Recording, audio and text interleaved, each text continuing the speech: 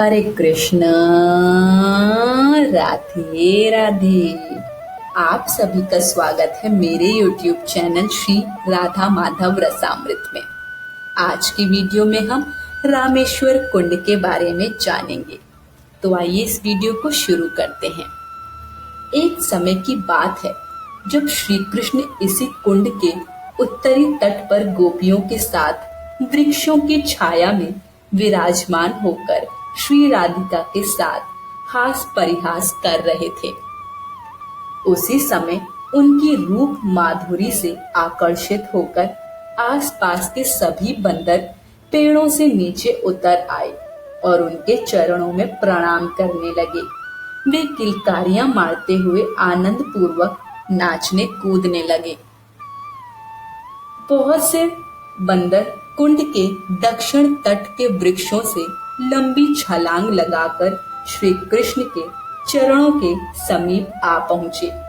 भगवान श्री कृष्ण उन बंदरों की वीरता की प्रशंसा करने लगे। गोपियां भी इस आश्चर्यजनक लीला को देखकर मुग्ध हो गईं। वे श्री रामचंद्र जी की अद्भुत लीलाओं का वर्णन करने लगी और कहने लगी कि श्री राम ने भी त्रेता युग में वानरों की सहायता ली थी।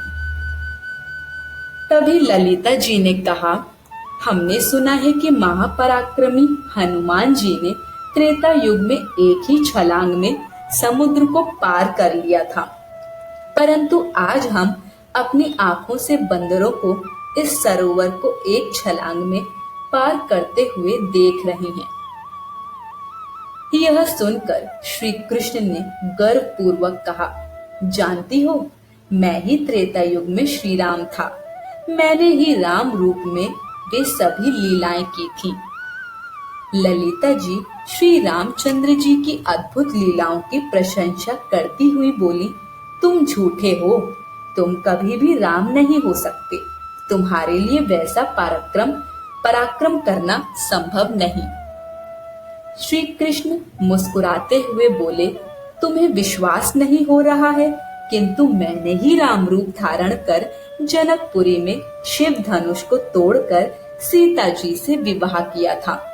पिता के आदेश से धनुष बाण धारण कर सीता और लक्ष्मण के साथ चित्रकूट तथा दंडकारण्य में भ्रमण किया और वहां के अत्याचारी राक्षसों का संहार किया। फिर सीता जी के वियोग में वन वन भटका। पुनः वानरों की सहायता से रावण सहित संपूर्ण लंकापुरी का विध्वंस कर अयोध्या लौटा। अब इस समय मैं ग्वालों के साथ बांसुरी बजाते हुए गाय चराता हूँ और अपनी प्रियतम श्री राधिका तथा तुम गोपियों के साथ विनोद कर रहा हूँ।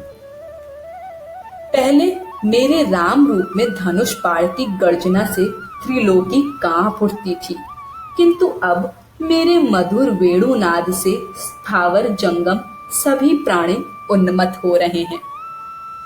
ललिता जी मुस्कुराकर बोली, हम केवल कोरी बातों पर विश्वास नहीं कर सकती। यदि तुम वास्तव में श्री राम हो तो कुछ पराक्रम दिखाओ, तभी हम विश्वास करेंगे। श्री रामचंद्र जी ने 100 योजन लंबे समुद्र पर भालू वानरों के द्वारा सेतु बंधवाकर सेना सहित लंका पहुंचने का मार्ग बनाया था। यदि तुम इन बंदरों से इस छोटे से सरोवर पर पुल बंधवा दो तो हम मान लेंगे कि तुम ही श्री राम हो।